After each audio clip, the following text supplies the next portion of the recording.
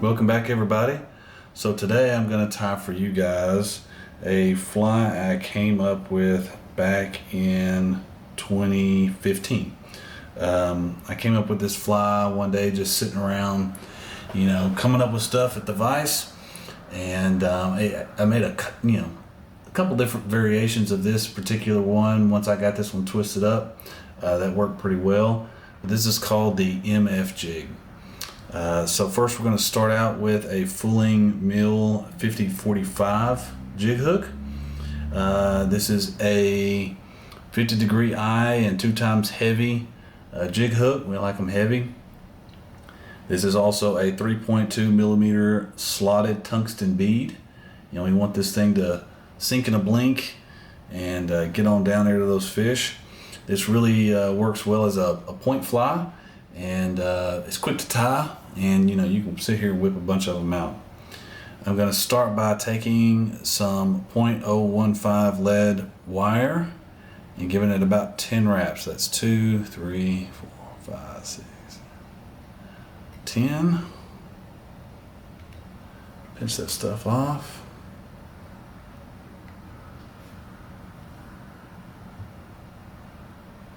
Now what you want to make sure of whenever you go back to push this lead wire up is that you have your beads seated right.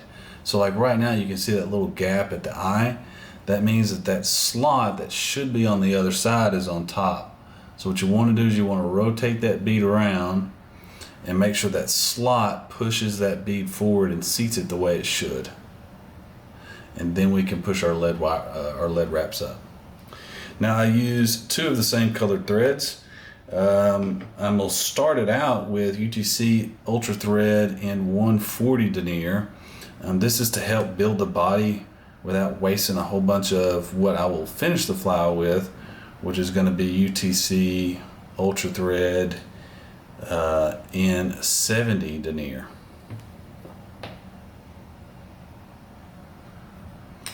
So once I got that all taken care of, I'm going to start by grabbing a partridge feather, which I should have had prepared, but I tied them all up getting this video set up. Excuse me, sorry about banging around. I like to use a brown feather for this, or one that's got more brown on it than the gray. I strip off, 10, 15, 5 or something like that. I'm going to measure it up against the body after kind of rolling those feathers in my finger to kind of distribute them. So I'm going to measure it about the length of the body. And after my first wrap, to first set that at the top, I'm going to take this thread, I'm going to go under my thumb nail around the base of the hook and then pull straight back up. That's going to kick that tail up and make sure that it's seated exactly where I want it before I start moving forward. I'll take nice slow touching wraps up to start covering up those butts and then stop right at the base of that lead. Then I'm going to take some UTC Ultra wire in black, size small, and I'm going to set it right where that lead wants to start and seat it down. Now I tie this in on top of the hook because, as you all know, jigs ride hook point up, so this will be the bottom of the fly. Now with this 140, what you want to make sure as we start to build this body is to untwist your thread and make it nice and flat. We want a nice even taper to this body, so having that thread flattened out is really going to assist in that. So I'm going to kind of come up to an index point up there at the front, and that'll be where I tie in my last material once we get there. As you can see, that thread's nice and wanting to flatten out for me. And I stop up there at that index point. As it wants to start to cord back up because I'm pulling it off the spool, I just give it a nice untwist and continue on up. Now as you build this taper, you just kind of go back and forth. And each time you go back, you build a layer, you just stop a little shorter. And then you come back forward. And that will start to build you the taper that you're looking for. So I'm almost done. Untwisted my thread again. I'm going to come back. Stop halfway where I stopped the last time. And come back forward. Kind of build this part up just a little bit more. Then from here, now that I have a nice tapered body, I'm going to take my wire and do nice open spirals.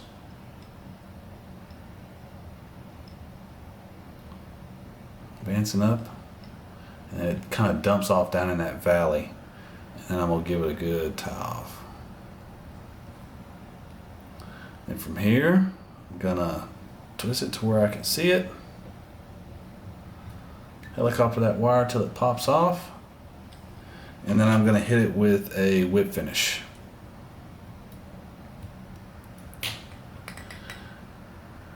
After I whip finish, I like to use Sally Henson's hardest nails. The reason why is, one, the UV resin tends to build up over all these ribs and kind of hide them, as well as when it dries, it stays really dark, whereas the Sally Henson's will, when it gets good and dry, leave a little bit lighter olive color till the fly is finished.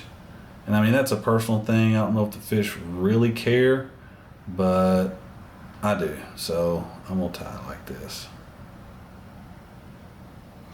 Now from here, what I like to do is I like to just set this fly off to the side, let it dry, so that my next material, the ostrich herl, doesn't get all stuck to that wet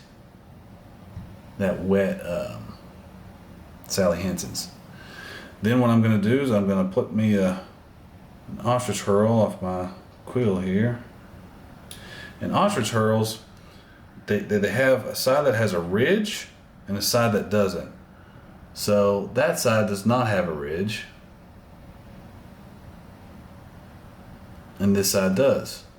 And we want that ridge to lead the way, because each wrap will then have the non-ridge side covering it up. So one way that I like to ensure that is I cant this feather when I tie it in towards me, so that butt end is going to be towards me whenever I start to tie this in. So starting out with the 70 denier, get that tied onto the shank. Then from here, like I said, I cant that towards me, and I have that leading edge be what is forward. So towards the bead, I have that ridge.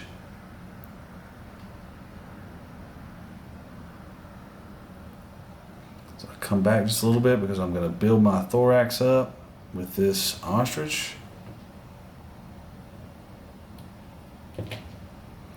Now, since we built that little bit of a valley, we've got to kind of fill it in just a little bit with some thread wraps.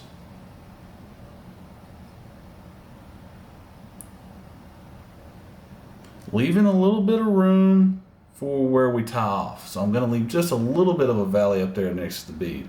Now from here, I just pull my feather straight down, and as I come up, you can see that leading edge is exactly what we want it to be.